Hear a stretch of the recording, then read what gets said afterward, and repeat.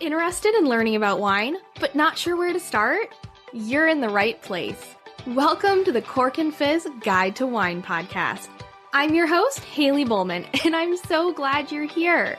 I'm a wine enthusiast turned wine educator and founder of the Seattle-based wine tasting business, Cork and Fizz. It is my goal to build your confidence in wine by making it approachable and lots of fun. You can expect to learn everything from how to describe your favorite wine to what to pair with dinner tonight, and so much more. Whether you're a casual wine sipper or a total cork dork like myself, this podcast is for you. So grab yourself a glass and let's dive in.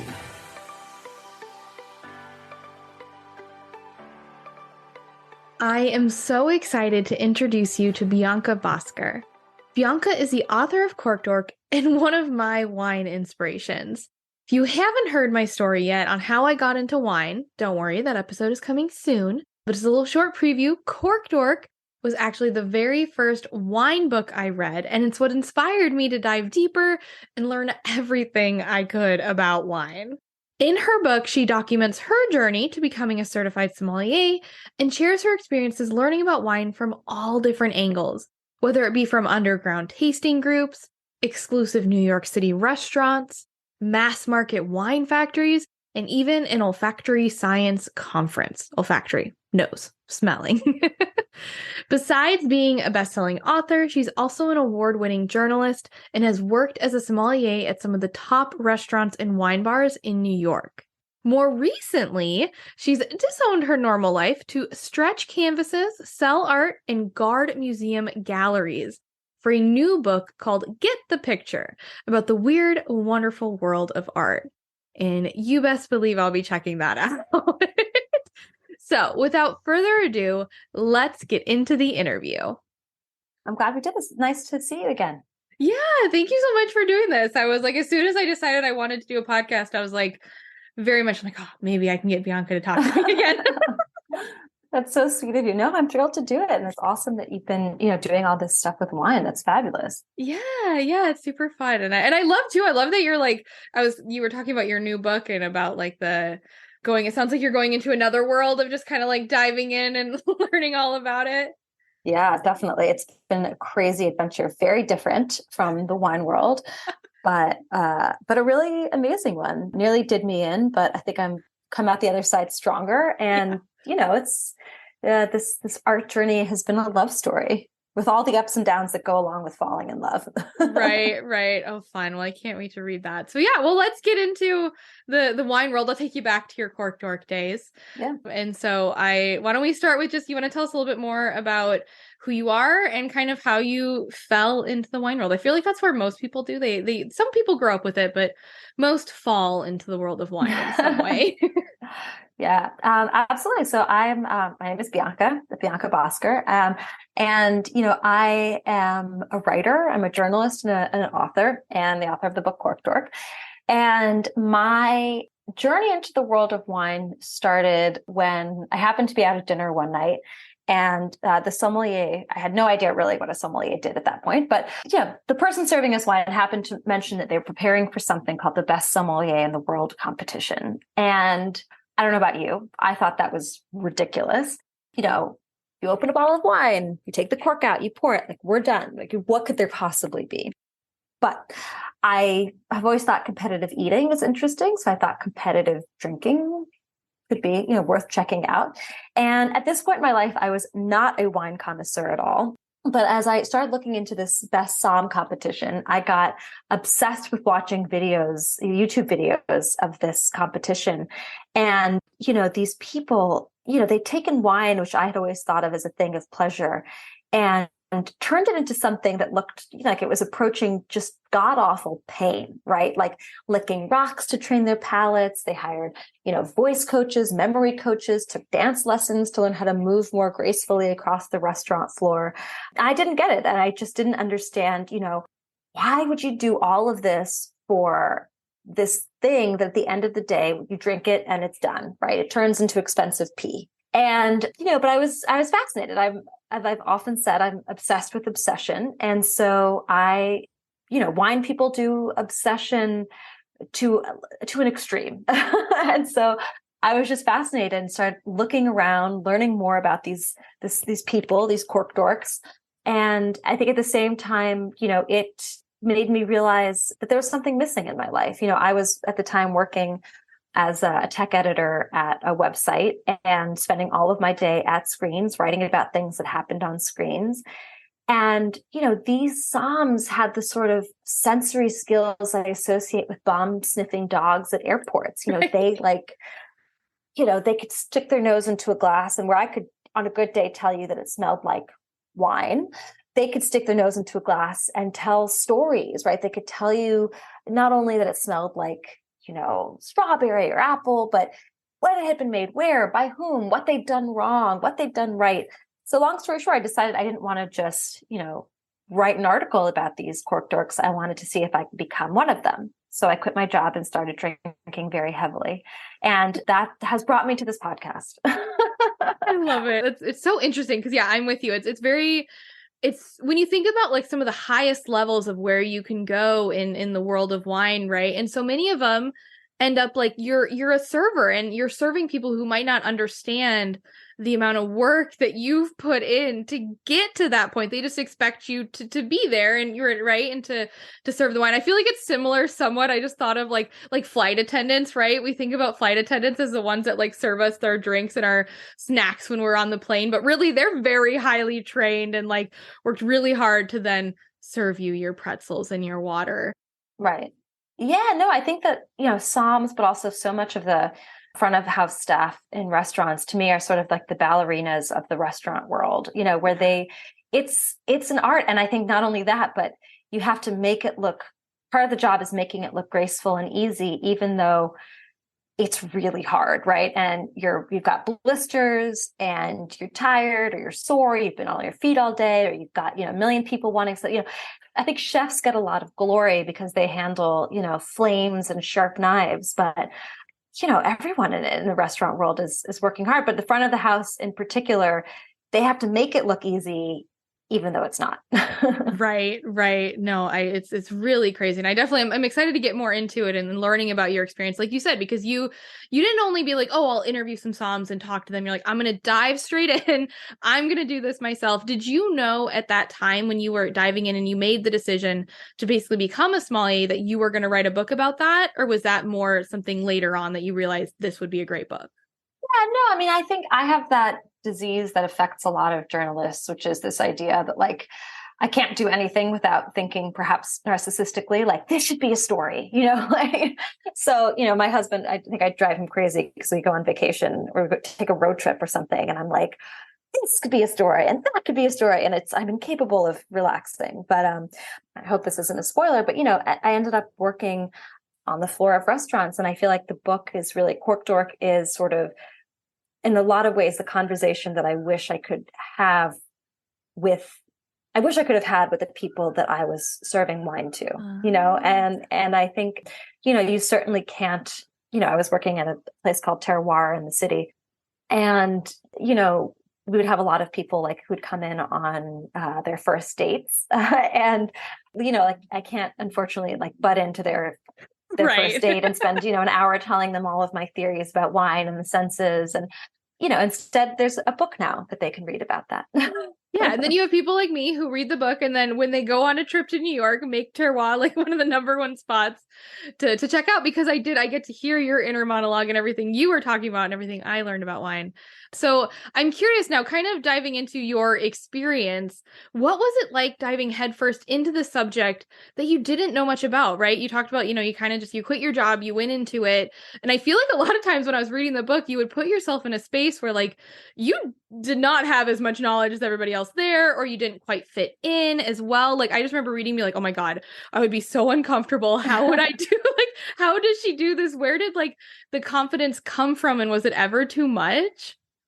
Oh, yeah. I mean, I think you said like didn't know as much as the people around me. That seems like the understatement of the decade. I mean, I knew nothing. And I was really lucky. I think the amazing thing about wine is it's social. And I feel like the people that I met they could be really tough on me, but they were incredibly generous. And yeah, I think that I don't know that I felt confident at the time. I think I felt like I had blown up the bridge behind me and there was only one way forward. Sure. you know? Sure. And so it was like, you got to put one foot in front of the other. And, I made myself cringe a lot of times. And even thinking about some of the moments, makes me cringe to this day. But think that there was also, in the course of, the new book that I'm working on, which is about art, I was really perplexed when a lot of the artists that I met, that they endorsed discomfort. They talked about discomfort being really productive, and that made no sense to me initially, but I've come around to their point of view. And so I think that discomfort can be productive. I think I was lucky enough to at least spin that discomfort into a positive experience, but it was tough. It was really tough. Yeah. And I think, I was really lucky to have mentors like Morgan or Victoria, people you'd read about the book, who were kind enough to take under their wing, despite the fact that I was probably an embarrassment to myself and them. So God bless them. Right. And I like to, because you actually answered another question that I was thinking about, was that, we talk about, because I agree, I think wine is a world where like it might seem intimidating, but as soon as you start talking to somebody who loves wine, like all they want to do is tell you about it. And they want it, like they want you to be interested. And as soon as you show some amount of interest, it's like, great, let me tell you all about this. And, it's a really welcoming area. And I was curious if like, since you've gone and like you said, like as a journalist, you kind of like put yourself into other areas, if like other subjects share that as well, which it sounds like art is similar in the sense where they're like, you need to have some discomfort. It's okay to not know everything. It's actually good to be in that space. Yeah, well, I think, going back to wine for a moment, I do think that when you think about it, a bottle of wine is engineered to be social. And both in terms of the physical design, right? Most wine bottles are 750 milliliters. That's a lot to drink on your own. That's a great amount to share with another person, at least one other person, right? And so, when you take the cork out of a bottle of wine, or even a screw top, once you open a bottle of wine, the clock starts ticking in terms of how long you have to finish it before it turns to something gross you don't want to drink. Right. So I think in that sense, it's inherently social. It is designed to be shared. Let's also not forget that, wine is, as Paul, who runs Terroir, likes to say, grape juice with alcohol, right? It is something that gets us relaxed, probably gets us a little chatty. Again, it is a liquid that encourages conviviality. So I think that, those characteristics to it make it just a particularly kind of sociable thing that brings people together, right? And I think people who love wine like to try a lot of different wines. And, if you are someone who wants to learn more about wine, it's so much fun to get a bunch of people together, open up a bunch of bottles and share them. And it gets very expensive and unwieldy to do that on your own. So I think that also, the somms that let me into their tasting groups, it's like, maybe they had to deal with this other person who was going to say some cringy things about the wines. But on the other hand, I was bringing another bottle for them to try and taste. So that's definitely a perk of tasting groups, right? Is everyone comes, everyone brings a bottle, you defray the costs, you get to taste a lot of things and discuss them with the people around you. Yeah. And I totally agree. I think it's one of my favorite things about wine. It's why I even started my business. It was, it was during the pandemic, and it was a time when people were struggling to connect with other people. And I figured, even if we can't be around the same table, which is the preferred method, right? And essentially, like you said, that the bottle of wine encourages that, at least I can bring people together, use that same kind of idea and do it over, over a Zoom call, which is now expanded and, being able to do more than that, which is really fun. So Great. I love that you brought up the tasting group. So I wanted to talk a little bit more about, a large portion of wine tasting is based on distinguishing aromas, right? I think a lot of people associate that most closely when you're tasting wine. They expect to, smell a glass and be able to name a bunch of things. And I love that you not only explored that angle with the professional sommeliers, which I have a little tidbit from the book that I want to talk about later, but you also did it from a scientific angle, which I was so intrigued by this chapter. If I remember correctly, you went to some smell nose conference of sorts. Yeah, it was like a training session. It was like a workshop sort of thing. A Okay, seminar, okay. a smell seminar, let's call it. Yeah. Okay. And I'm curious, can you tell us a little bit more about that experience being with those, scientists that dedicated, their life to learning about the sense of smell, what you learned and how you applied that to the wine world? Yeah. Oh, sorry. Maybe I misunderstood. I went to several different kind of smell conferences. Yes. So there was one, there was one I went to that was a gathering of scientists that were focused olfaction on smell. And then there was a different sort of seminar that was for winemakers, basically people learning trying to train their senses of smell. Sure. Which one did you have in mind? The science. I think the science side. I'm very curious about because there is this idea of okay, are you just born with the ability to smell these things? Can you, when you mentioned Psalms had the ability like a bomb sniffing dog, can you actually train your nose to do that? I'd love to learn, a little bit more. Yeah, no, it's a great question. I think it was a question I had. So I think that there are a lot of, let's call them myths. That's the nice word. There's a lot of myths when it comes to wine and the senses. And, I was really determined in the course of my training to try and get away from that, right? To sort of scrape away the BS and see, well, what are we left with, right? And so my journey was incredibly interdisciplinary, as you alluded to. I was, fortunate enough to be, in tasting groups and training with aspiring master sommeliers, but I also made a point to, I'm the sort of person who'll fact check a love letter. So I really wanted to understand, okay, are these inherited wisdoms from the wine world really true? Or what does science have to say about all of this? And so, that led to me, dissecting cadaver heads with neuroscientists in Germany, which was its own wild adventure. But, what I would say is one of the myths is that if we're not a good smeller, we'll never be one. And I think the other myth is that these quote unquote forgotten senses of taste and smell don't matter. Now, this idea is something that we can actually sort of blame on Plato. Plato and Aristotle decided early on that, taste and smell were the base animalistic senses. They didn't matter. They were enemies to reason and logic.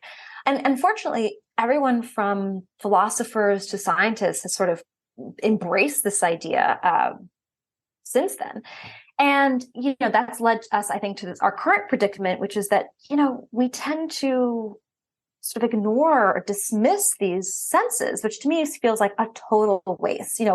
We've got a handful of senses. Why are we going to dismiss half of them, right?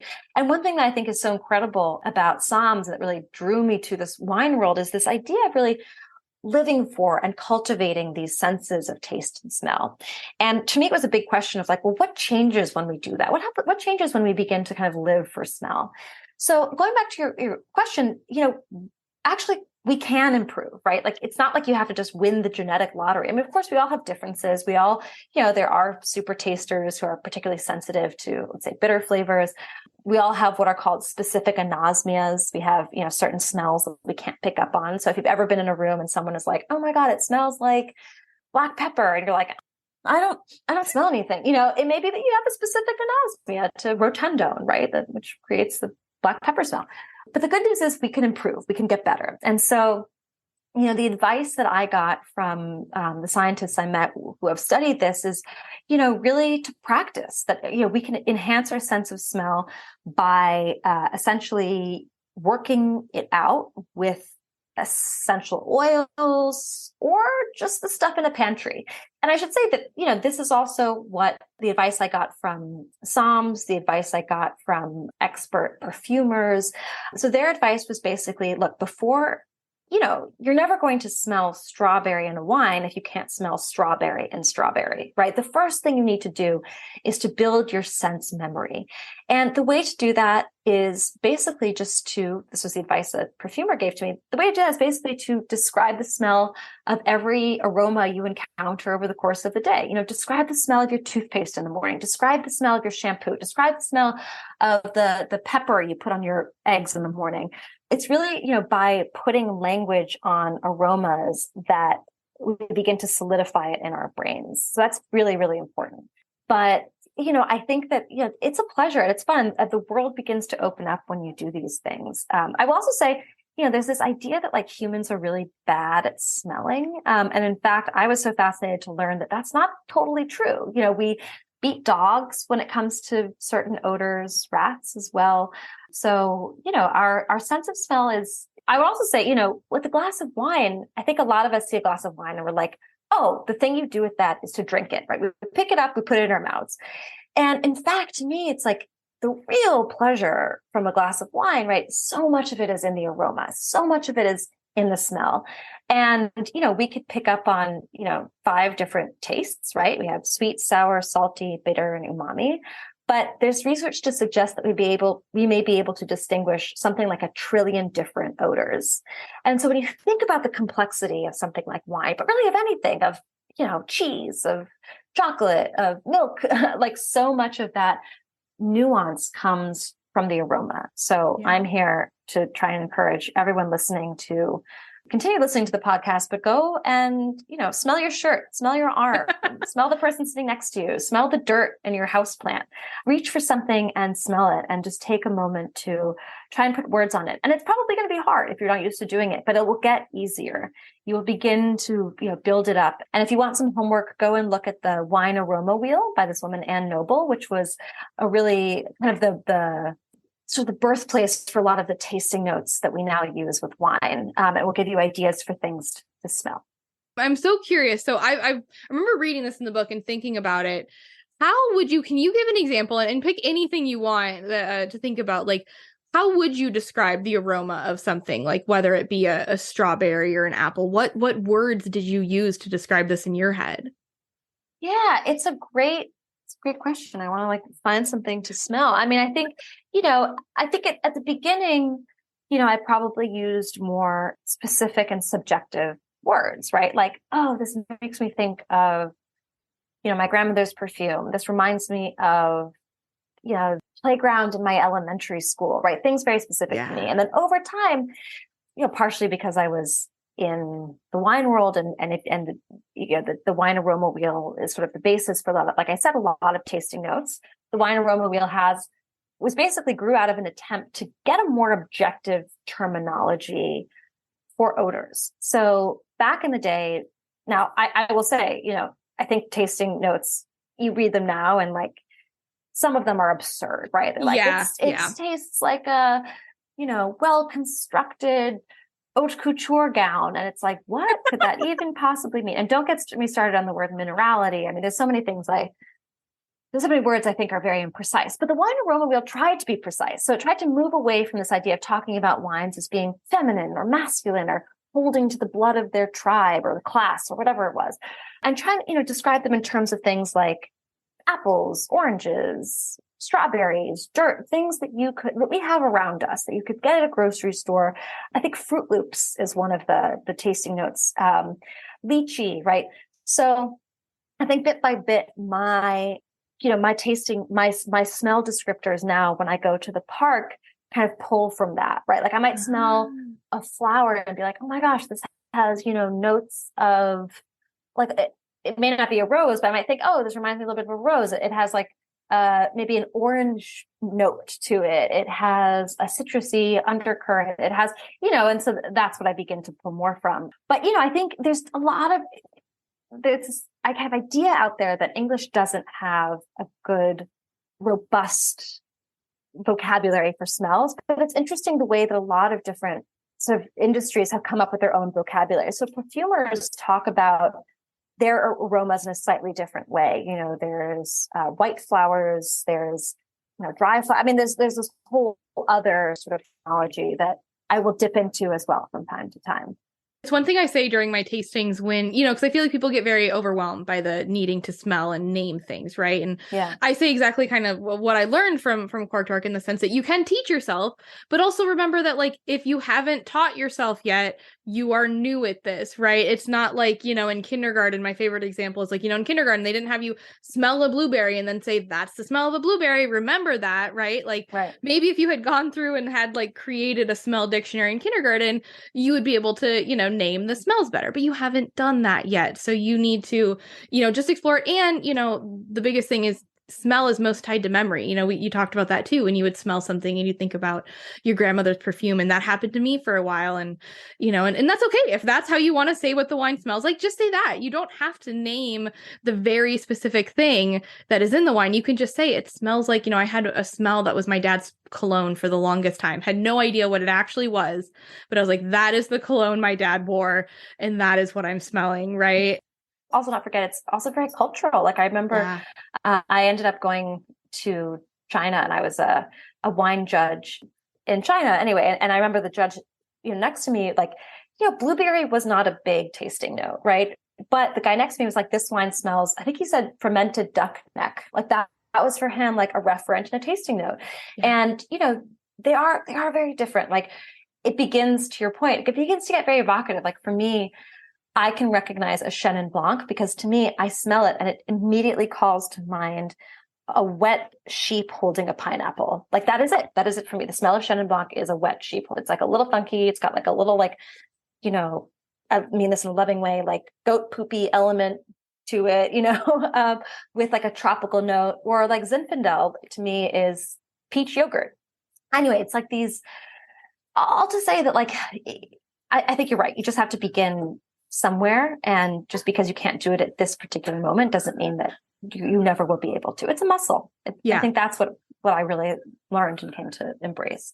Absolutely. And so, the one thing, one moment I wanted to share from your book that really stuck with me on this subject of aroma is that you challenged your tasting group to name aromas of actual like herbs. I think I can't remember what the name of the herb was or the spice, but you were like, do they actually know what this smells like? They keep using it to describe the wines. But is it true that and for many of them, they couldn't name exactly what was in, but to them, that's like when they smelled the wines, it made them think of that spice, or right, they had that in mind. So I bring that up because I think a lot of times people feel like when they're smelling wine, they have to say the right answer, when really it's whatever it smells like to you. And then even as somms, as professionals, it's more that in their head, like you said, that Chenin Blanc smells like this to you. And so that's what you're going to say, or you're going to say things associated with Chenin Blanc. It's not that you're 100% of the time naming exactly the same smell in the wine as what the actual thing smells like. Does that make sense to you kind of? I think so. I'd say two things. One is there are times, right? Interestingly, there are some chemical compounds that are actually in the wine and in the thing that we often say that wine smells like. Case in point, Syrah, right? We often say that Syrah smells like black pepper. Rotundone, I think, is in the Syrah grapes, but also in black pepper. But I think that there's a lot of BS when it comes to tasting notes, right? Like I remember just I kept hearing quince. People kept talking about the smell of quince. And I was like, I don't think I couldn't pick a quince out of the lineup. I've never seen a quince, like, why am I the only person here? Where did everyone find their quince? So I ended up, I remember finally calling someone out on it. And they were like, yeah, I have no idea what a quince smells like. It just feels like the right thing to say. Yeah. And I just am not, the biggest.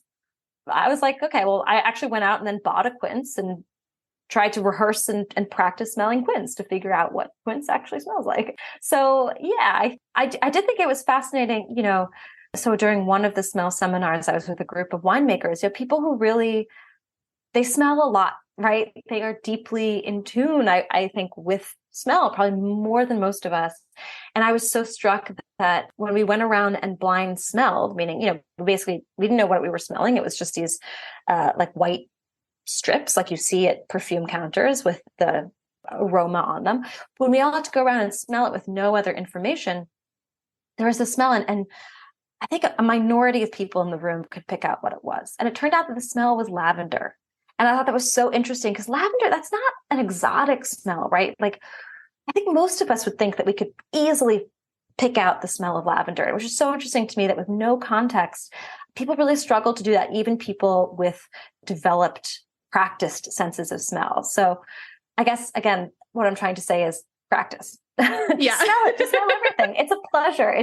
It's free. It's around you. Just, especially as we enter the summer, or, really each season brings its own trademark smells. Do you ever find yourself standing in front of the wine aisle at the grocery store, feeling completely lost and overwhelmed? Don't worry, you're not alone. But what if I told you that I have a way to transform the wine aisle from overwhelming into an endless sea of joy and discovery? And it involves drinking wine and joining the most welcoming and fun community. In my Cork Crew Virtual Tasting Club, we're all about exploring new and exciting wines in a fun and supportive community. No more feeling intimidated or stuck in a rut of buying the same bottle of wine. Each month, we explore 2 new wines so you can broaden your palate and explore new flavors. Not only will we taste these wines together, but we'll learn about where the wines come from, essentially traveling the world all through the wine in our glass. Come join the Cork Crew and you'll have the opportunity to taste new wines, meet winemakers and other wine professionals, and connect with like-minded wine lovers from all over the world. Imagine the joy of discovering a new favorite wine and being able to confidently choose a bottle that you know you'll love. So, why not join us? Head to my website at corkandfizz.com/thecorkcrew to sign up. And don't forget to use code WINE101 to get your first month free. And now, back to the show. I want to move to the world kind of talking about, I feel like in Cork Dork, you explore the entire spectrum of the wine world, right? You worked on restaurant floors, some really, really fancy restaurants, selling bottles over thousands of dollars. And then also looked into the world of like commercially made wine, right? Your $2 chuck style. And so I was curious just to ask you what it was like visiting the factory, right, of the commercial wine, after spending so much time in the high-end world. If you had, I'm going based off the book timeline, so if it's a little different, feel free to update me on that. But what was like? I'm sure they felt different. Did you feel like there was still some similarities, or were they two different things?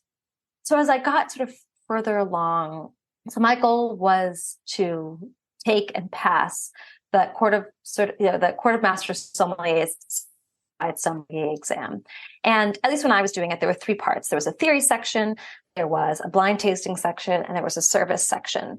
And, I felt like as I was going through my own smelling exercises, I was building out my blind tasting ability, and I was beginning to be able to tell like a, Chardonnay from California from a Chardonnay from France. But got to this point where I realized I really didn't know what made it a good Chardonnay or a bad Chardonnay. And so my journey to these sort of big wine, producers who make what they sort of describe as like mastige wines, that really began out of this question in my mind of like, what makes for a good wine? And so I started posing that question to so many different people, like anyone I could get my hands on. The somms I worked with, wine critics, wine economists, wine makers, figure out what made for a good wine. But there seemed to be some consensus on what made for a bad wine. And so I wanted to kind of go to the heart of what a lot of people would consider to be quote unquote bad wines. And so that led me to, this mastige producer. And, what I found really fascinating about that is like, we tend to think of wine as being made from grapes and yeast and love, maybe right. Rainbows, but really that's it, right? It's just grapes and yeast and just the beating heart of passion. And in reality, like there's a lot of things that we can put into wine, right? And no one has to tell you about it. You don't have to label the ingredients. You can add, fish protein, you can add egg whites, you can add oak tannins, you can add all kinds of things to change it.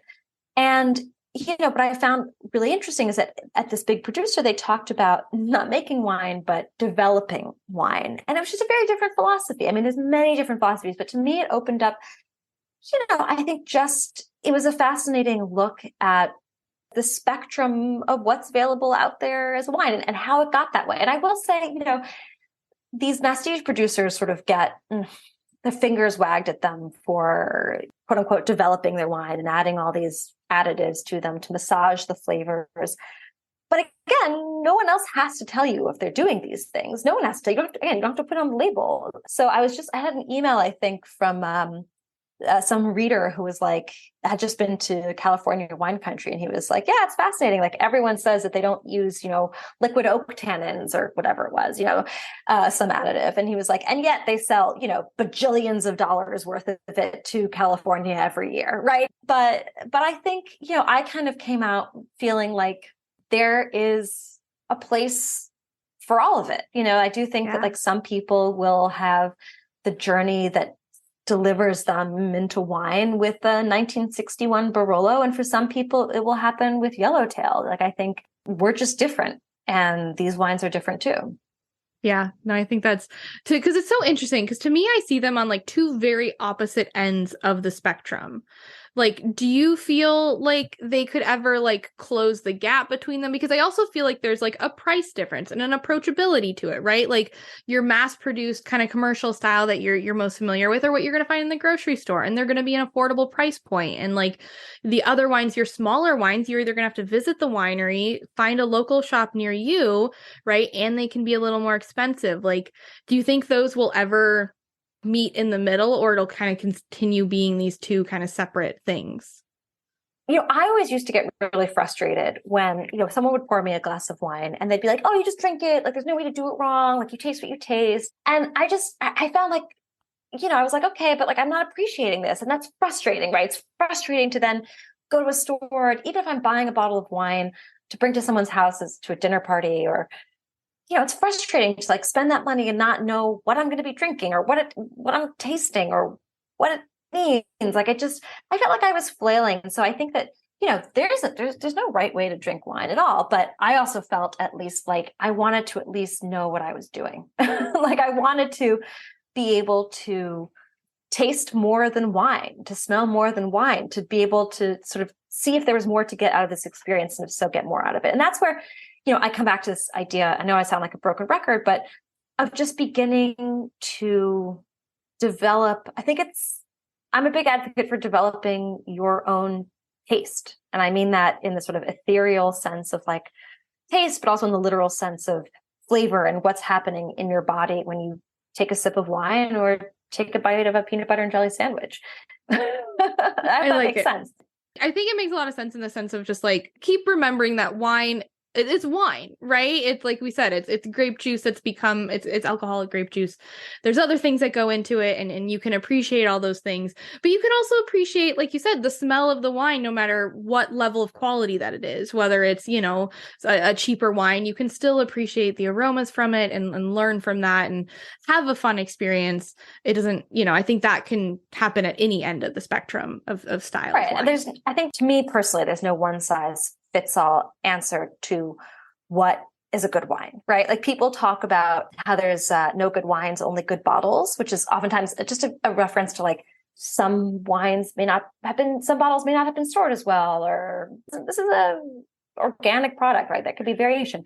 But I also think it's like when I'm on the beach, in the summer, having a barbecue, it's like, I don't need to be drinking a really expensive wine. Like, I just don't. In fact, I probably don't even need to be drinking wine. Like, a beer is great, So I think that, on the other hand, like, I think a lot of people, save like this special bottle that they've been holding on to, for 10 years to open in like the perfect moment. And to me, it's like, sometimes that perfect moment is a Wednesday, where it's like, there's nothing else exciting happening that week, or you had a rough day, or it's like you need something. And it's also why I'm a big fan of drinking sparkling wine whenever. Like, I think there's this idea that champagne or sparkling wine is just for anniversaries and special occasions, and I like it on a Thursday. Like, I just think that rather than a wine, being saved for a special occasion, wine can make an occasion special as well.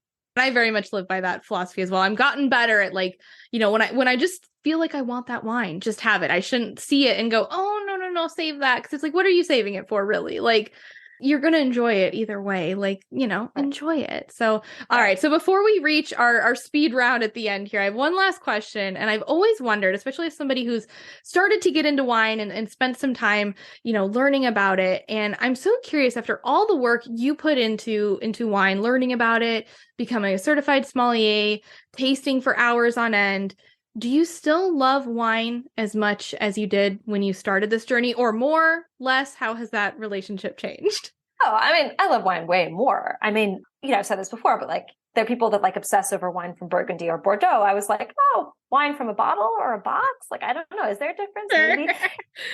I think now it's become a huge part of my life in so many ways. And I think there's something incredibly special about the ability to go on a journey in a glass of wine without ever leaving your seat, right? Like there's, especially, during the pandemic, like it was an incredible experience to be able to travel through a glass, right? To uncork a wine and be like, in some way, I'm smelling the smells of Lebanon, right? When I drink this, even though I've never been to Lebanon, right? Or, you can travel back in time with a bottle of wine too, in some ways, right? Where like, oh, this is from, like 1992. And, suddenly like, it's like this message in a bottle from another time. Or there's wines like, white wines from the Rhone where like they're spring in a glass, right? Like I can open them up in the dead of winter and it's like my whole mood changes, everything around me changes. It's just this transportive experience. And I think, of course, food can do that too. But I think there was a real discovery for me that happened that wine could do that. And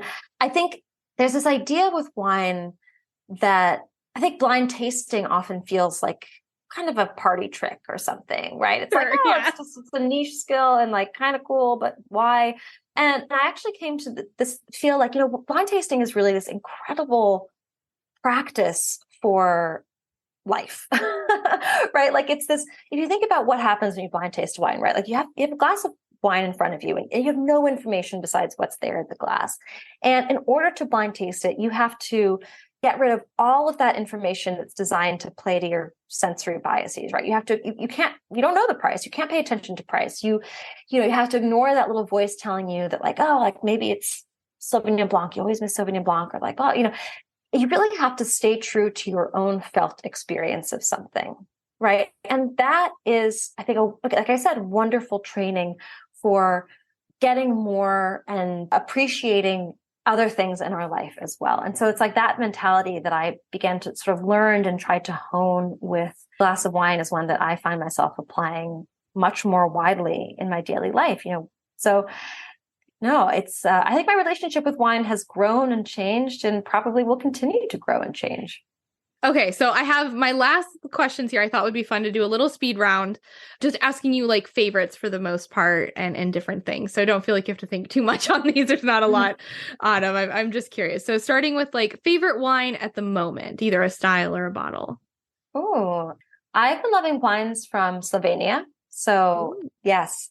And like Movia is a favorite producer of mine, but there's a whole bunch of them, but they're not like the easiest to find, but they're getting way easier to find. So yeah, I think they're great. Like there's like also like this area of like Northern Italy and Slovenia where it all kind of mushes together. And anyway, the wines are phenomenal, especially the white wines. I'm partial to the white wines. Okay. How about favorite wine region that you've ever visited?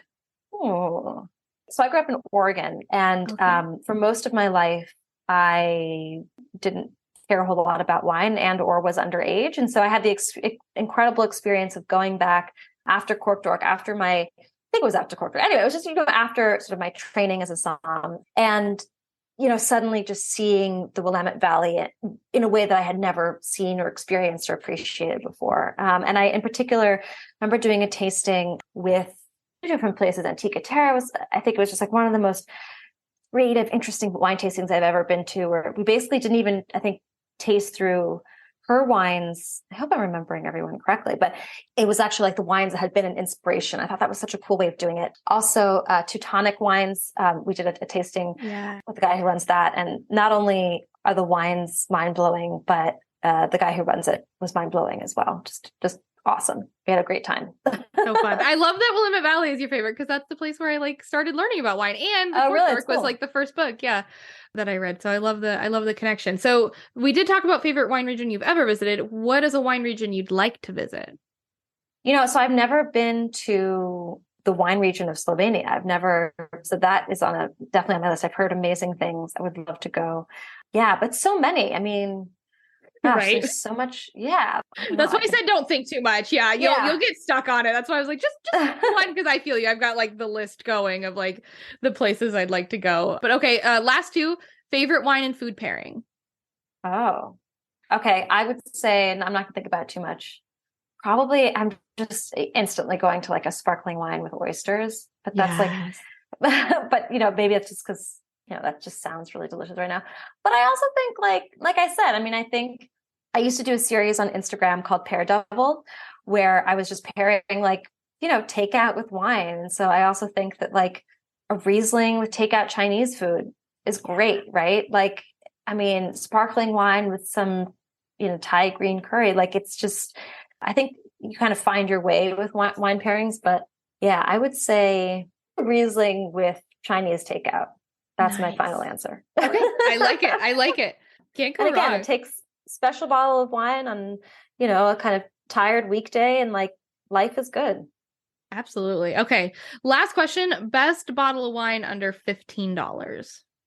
Yeah. So I think rather than giving a specific wine, because I think that I find it so frustrating, it's just like, it just depends so much on where you are, like, where do you live? And like, what's the distribution? And anyway, it's can be so frustrating to try and hunt down a specific bottle. So I would actually say that, I am partial to Sicilian wines as value wine. I think they're great value wines.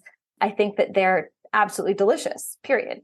So I really love like, Nero d'Avola, for example, as a red wine, also Grillo for white wine. To me, like Grillo is like the pinnacle of summer wines. It's like alcoholic Gatorade. It's just like, it will leave you refreshed and somehow makes you somehow feel healthier. I mean, I'm not actually, but it's just, I don't know. It feels like it's just wonderful. It's a great white wine. And I think that, there's a lot of great values to be had in Sicily. So just start there.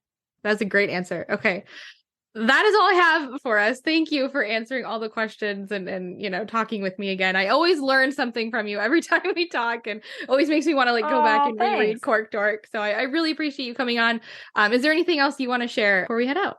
Thank you so much for, again, reading the book and, being interested in it still and having me on, and, cheers. Cheers to that. Thanks so much for coming on.